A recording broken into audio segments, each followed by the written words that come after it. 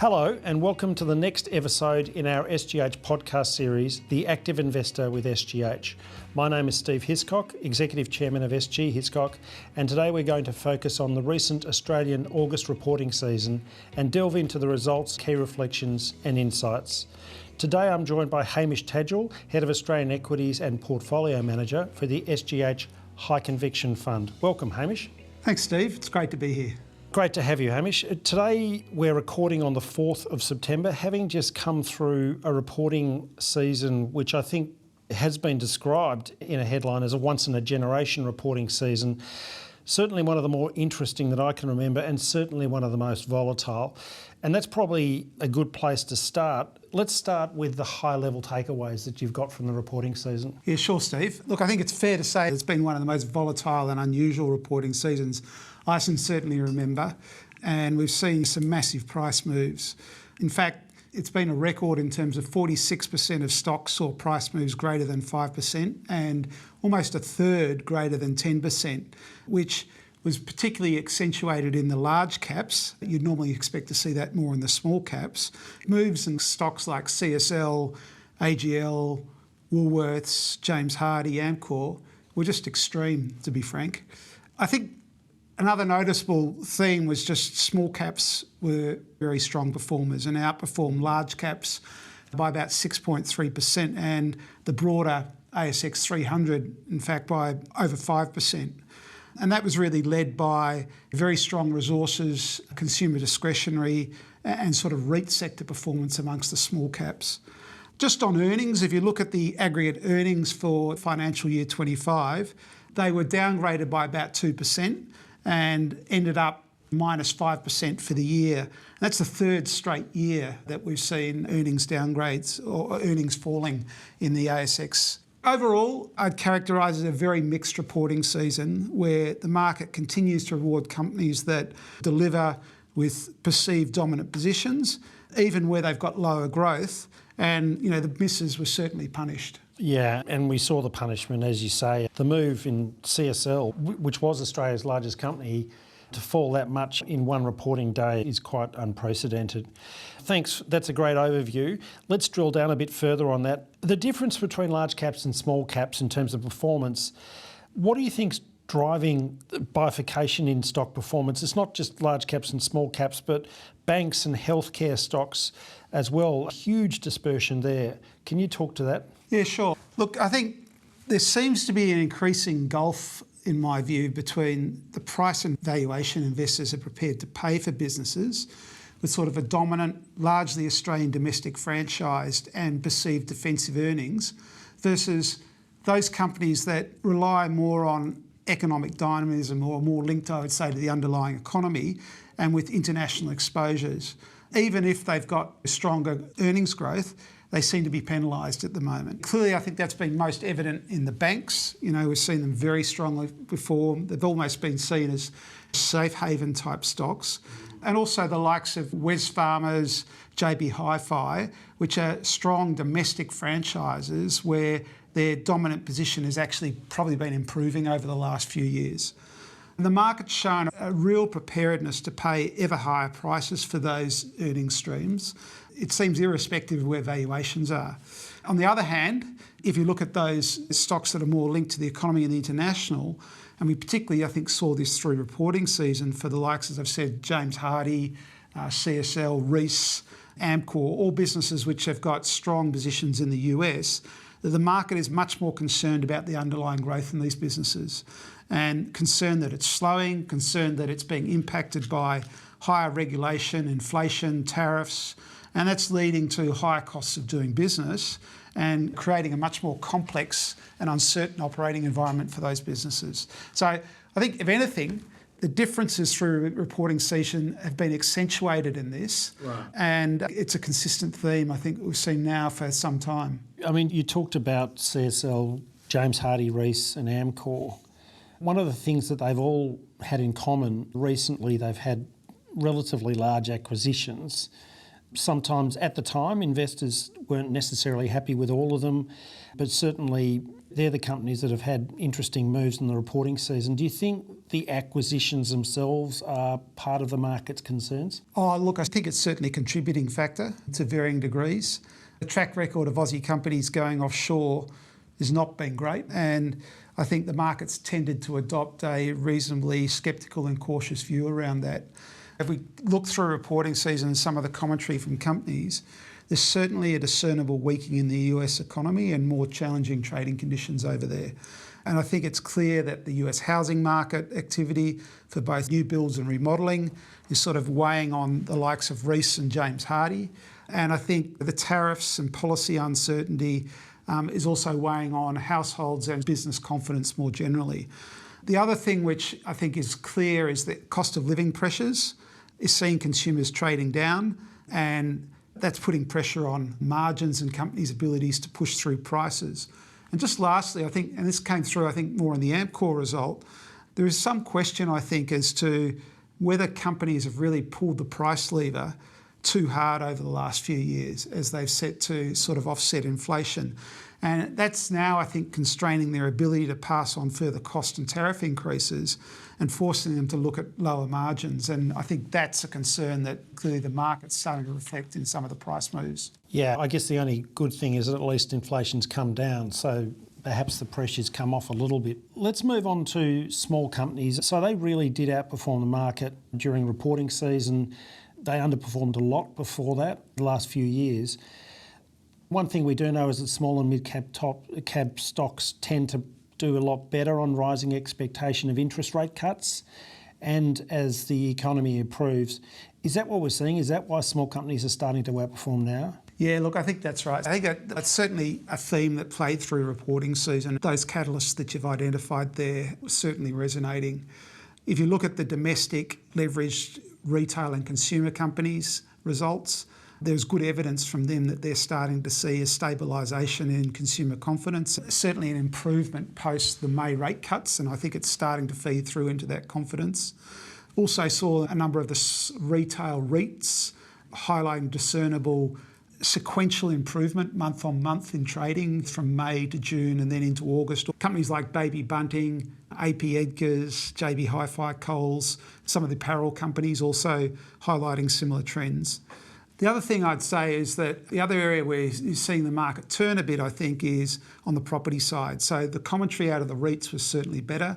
REITs were one of the best performing sectors during reporting season.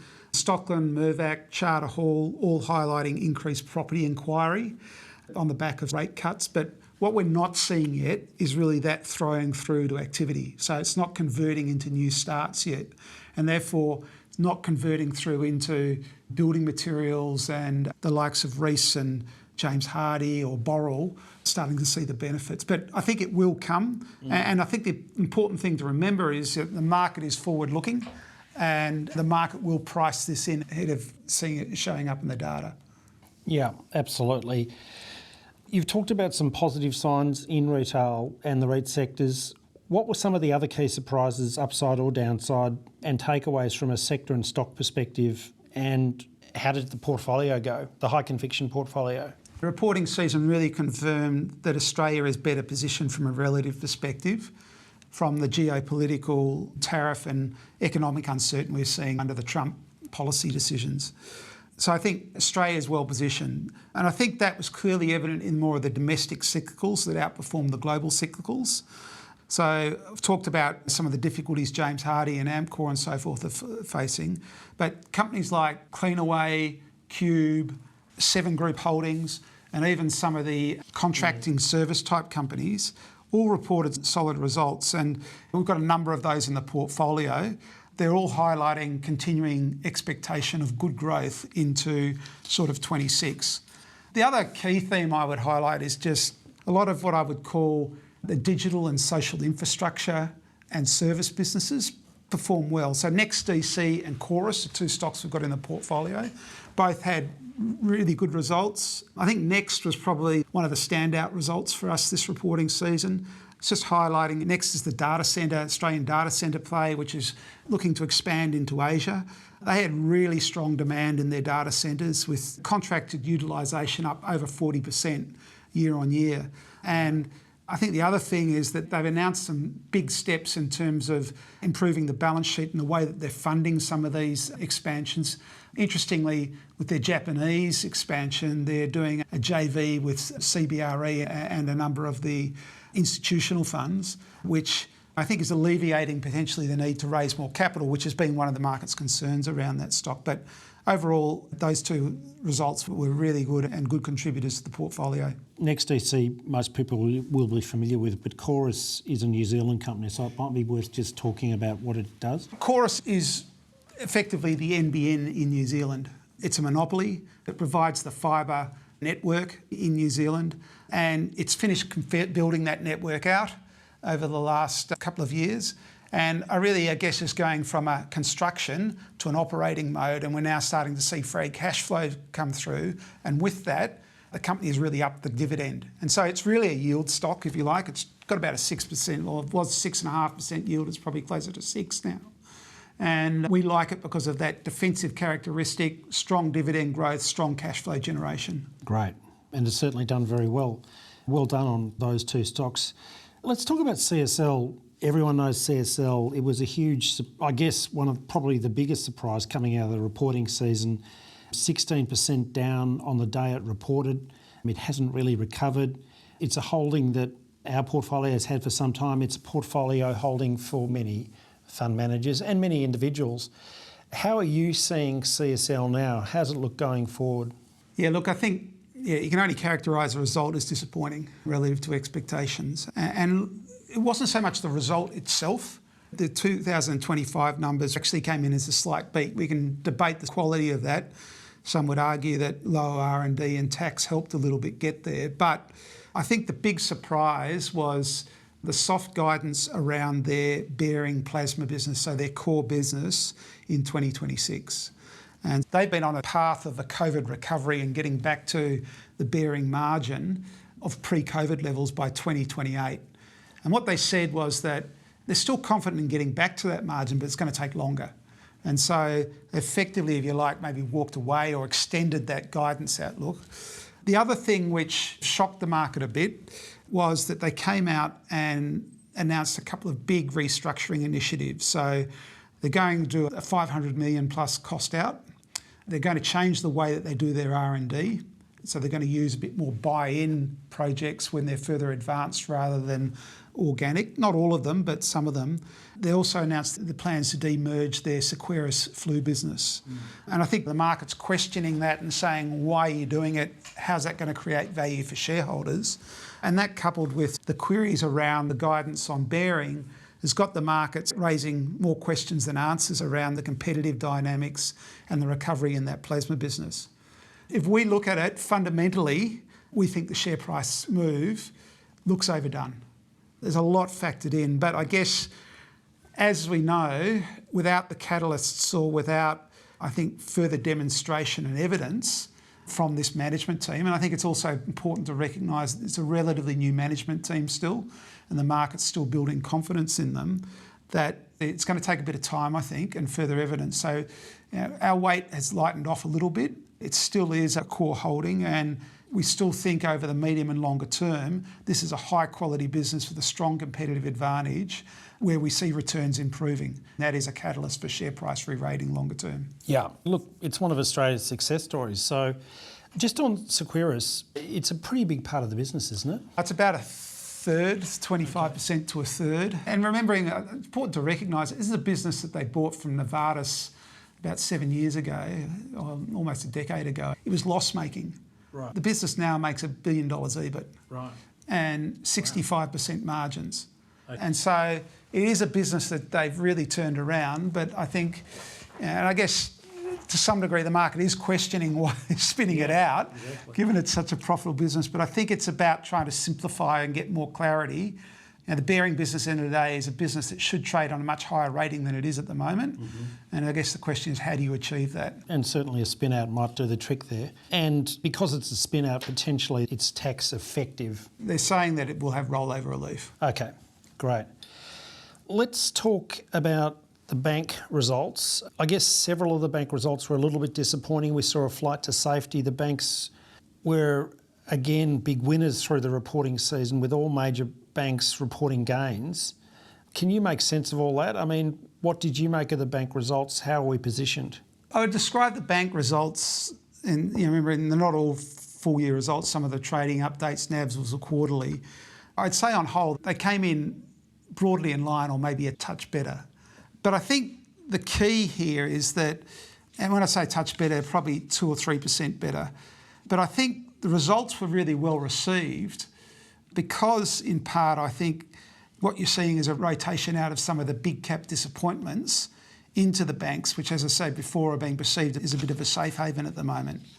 I guess the broader point I'd make on the banks is that I think it's really hard to argue at the moment that there's much value in the banks where they're trading, and particularly on the earnings outlook, which 26 is essentially flat for most of the banks. But the market, as I said, seems to be prepared to hold the banks at the moment and put more money to work here as defensive, safe havens. And I think that's really a function of that bad debts remain pretty low, that the Australian economy and macro sort of remains pretty supportive. From our perspective, we're underweight the banks quite considerably. And our preference is certainly for ANZ at the moment. And that's because we see an opportunity for a re-rating. It is underperformed the other banks. It's got a new CEO, Nuno Matos, that's come in. And he, I think, is going to, and over the next month or so, set a new strategic targets in terms of costs and returns. And our feeling is that that'll get the market more excited about this. And we think there's a good ability for the bank to re-rate from here. All right, let's talk energy. It's been one of the best performing sectors over the last quarter, obviously helped by the bid for Santos by XRG. It's had a pretty tough 12 months on the geopolitical and domestic policy front. In terms of the reporting season, what can we take from it for the energy sector, and how are you positioned in energy stocks? So I think the first point to say, Steve, is we're still quite bullish about energy transition. We think it's an undeniable trend. We think that gas is a very important part of the transition and providing baseload capacity here in Australia. I think the other important thing to note is that since the May federal government election, we have seen a much more constructive policy stance, and some of the bigger projects which were being delayed have actually got approval. And to your point that you've raised, as a Santos bid, I think has shone the light back on Australian gas assets and highlighted that we've got some really good quality assets here that have scale in a good jurisdiction. And more to the point, we've got the LNG exports, but also I think are a big part of the solution for the emerging problem around the East Coast gas shortage that we're seeing, particularly in Victoria, as we turn coal off. So Amplitude and Beach Energy are two positions we've got in the portfolio. The results, I think, really confirmed the trends I've been talking about. Importantly for us, though, they both highlighted that over the next 12, 18 months, we are going to see better free cash flow generation out of these businesses. And both companies are entering into some drilling activity. We're reasonably confident that we're going to see some success on those drilling campaigns and upgrades to resources.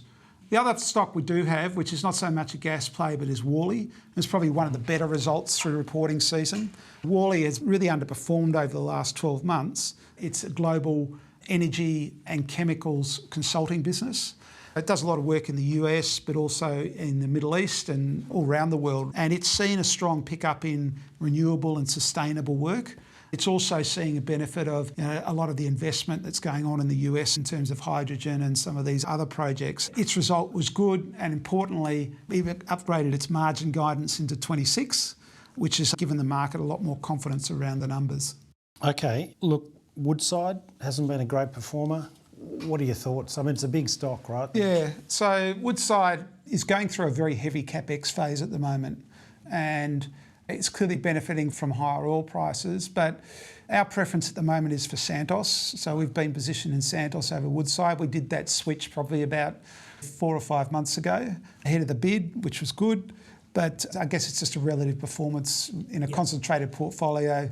You've got to pick your bets. I mean, that's the thing. You've got a high conviction fund. You can't own everything. So you've got to go with what you think's going to do best.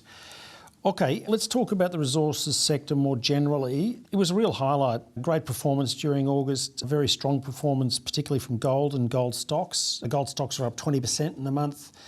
perhaps driven by expectations, US rate cuts, macro issues, Donald Trump, who knows. But what's your current positioning in gold and how are you seeing it? So gold, yeah, you're right, certainly got people's attention at the moment. And I think the increased expectation of US rate cuts has certainly been a driver in the breakout in the gold price we've seen recently. I think it's also been driven though by concerns around US Fed independence and US debt and dollar concerns. And so more macro driven than fundamentally driven. The gold price is just hit US $3,500 an ounce. That's about 5,400 Aussie dollars an ounce. And at that price, domestic gold producers are making really good margin. And I think that's also helped offset maybe some of the concerns that came through in the June quarterlies around higher all-in sustaining costs for the gold producers and higher capex numbers.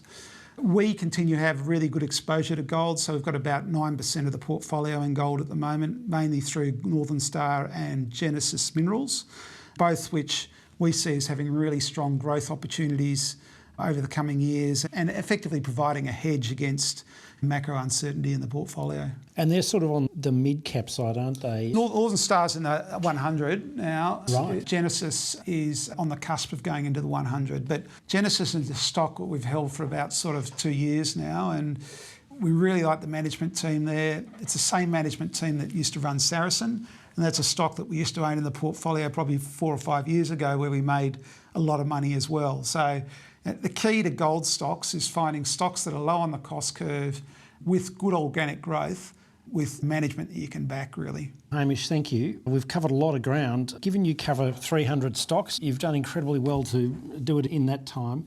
It's obviously been a very eventful reporting season. The portfolio, more importantly, seems to have navigated it really well. Look, in closing, what's the outlook for earnings and positioning for you guys over the next 12 months or so? Yeah, good question, Steve. The earnings growth, if you look at consensus coming out of reporting season, the next 12 months, so financial year 2026, is about 2%. Right. So at the headline level, it's hard to get excited. And if you look at the market multiples, so the PE, 12 months forward, the price earnings ratio, 12 months forward, it's on 20.3 times for the ASX 200. So that's a 26% premium to its 10-year average.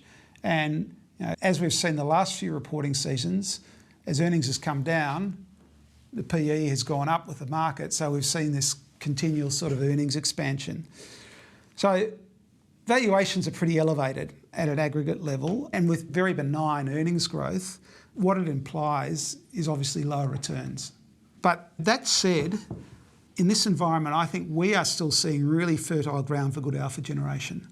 And I think that's due to the fact that, as we've discussed, the bifurcation between stocks and the spread between winners and losers is sort of widening at the moment. And it's about picking the right stocks rather than picking the index. And what we're trying to do in the strategy in the high conviction portfolio, more broadly in all the strategies we run at SGH around being high conviction investors, and that really necessitates the need to focus on the fundamentals, focus on quality businesses, which are sort of leveraged to the things which we've spoken about, like AI and digital innovation, energy, critical infrastructure and services, etc., right across the market spectrum. So across small caps and large caps, because as we saw through reporting season, small caps perform really well. And if we're right that we're going to continue to get interest rate cuts and domestic economy is going to continue to improve, and that probably lends itself more towards that sort of mid-small cap exposures where we're looking to add to the portfolio out of reporting season.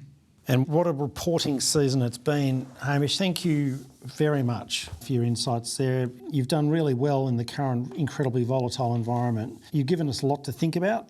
There's certainly a great deal of uncertainty given what's going on in the world currently. But as you say, focusing on the fundamentals, investing in quality businesses at the right price, at sensible valuations anyway, is probably even more important than ever at the moment in the current environment. Thank you for coming today and giving us your views.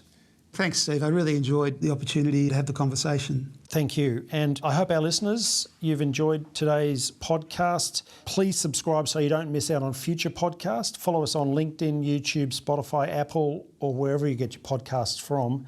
Please do let us know if you've got any questions or comments, and until next time, stay informed and stay active. This podcast is produced by SG Hiscock and Company. It does not constitute financial advice and assumes a certain level of knowledge. It's general information only and does not take into account the investment objectives, financial situation or needs of any person and should not be considered a recommendation.